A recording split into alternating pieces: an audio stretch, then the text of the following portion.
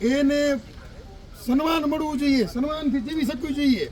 કતલેઆમ થઈ રહ્યા છે, કતલખાના બંધ થવા જોઈએ. એના માટેના આ પરિયોજના છે. જો ગૌ માતા નહીં બચે ને સાહેબ, તો આપણું ભારતમાં બચવું મુશ્કેલ છે. આદિકાળથી ઋષિ પરંપરા થઈ છે. ગૌ માતાની અંદર 33 કરોડ દેવ છે.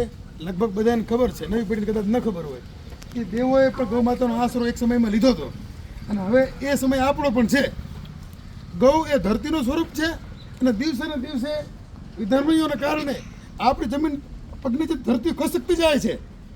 જો આપણી અને આપણી ભાવિ પેઢીને બચાવી હશે તો ગાય બચાવવી પડશે ભાઈ. કારણ કે ગાય એક જ સનાતન ધર્મનું એવું મૂળ છે જેના મળમૂત્ર પણ દેવોને પવિત્ર કરી શકે. તો ધરતીમાં કોઈ જીવ નથી જન્મતા જેના મળમૂત્ર કામ આવે. ઇવન દેવો થઈ ગયા, ભગવાન થઈ ગયા, જેના મળમૂત્ર કામ નથી આવ્યા, પણ ગૌ માતા એક એવી આ ધરતીનું જંગમ તીર્થ છે જેના મળમૂત્ર પણ ભગવાનને પવિત્ર કરવા માટે કામ આવે. એટલે એ ગૌ માતા એ રાષ્ટ્ર માતા ઘોષિત થાય, જેના કારણે કતલેઆમ બંધ થાય, કોઈ પછી મારી નહીં શકે. કારણ કે ભારતની અંદર મોર રાષ્ટ્ર પક્ષી, વાઘ સિંહના પશુઓને બી રાષ્ટ્રીય સન્માન આપ્યું. ગાંધી બાપુને રાષ્ટ્રપિતાનું સન્માન આપ્યું છે. રાષ્ટ્રપતિ પતિ પણ છે અત્યારે મહામહિમ. તો રાષ્ટ્રીય માતા ભારતમાં કેમ નથી? માતા વૈયાનું ભારત કેમ છે? આ સંતોનો ખાસ મુદ્દો છે. એટલે આ થાય, અને આ થશે તો ગૌ માતા સન્માન મળશે, નંદી મહારાજ રખડતા બંધ થશે, અને આ કરશો તો આપણું ભલું થશે. ભવિષ્ય ગૌ માતા બચશે તો થશે. એટલે આ સાઈનું કરી દેવાનું છે. કાલ પ્રમદી અમે લઈ લઈશું. કાલે જ દેવી પડશે. પ્રમદી તો પહોંચાડવાની છે. આ આવાન ગામડે ગામડે ચાલી રહ્યા છે. હું ગૌ માતાનું કામ કરું છું, 10-15 ગામની જિમ્મેદારી મને આપી છે, આસપાસના ગામડાની. એટલે હું બધી જગ્યાએ અત્યારે જો હું કાનમેર જઈને આવ્યો, ઘાણીધર જઈને આવ્યો, ગાગોતર જઈને આવ્યો, હજી પછી આજુબાજુના ગામડા લેવાના છે. અમારા ગામમાં રાત્રે મિટિંગ છે, એમાં બાલ મુકુંદ સ્વામી શાસ્ત્રીજી ચિત્રોડવાળા એ 8 વાગે મિટિંગમાં છે. એટલે આસપાસના હજી ગામડા પટાવવાના છે. એટલે વહેલી તકીમાં આ કામ કરી લઈએ અને સૌ સાથે મળીને સાયનો તૈયાર કરો.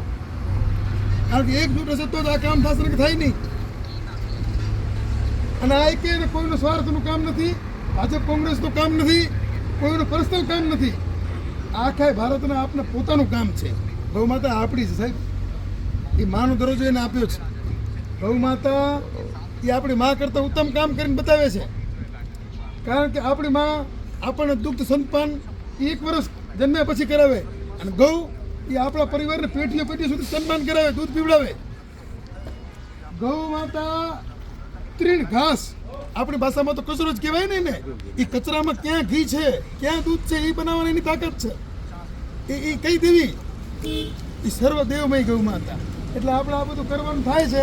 મામા આટલું કામ એકબીજાને આપીને મને કાલ આ પરિપત્રક આપો એટલે આપણે પહોંચાડી ઉપર કલેક્ટર સાહેબ સુધી. બરાબર?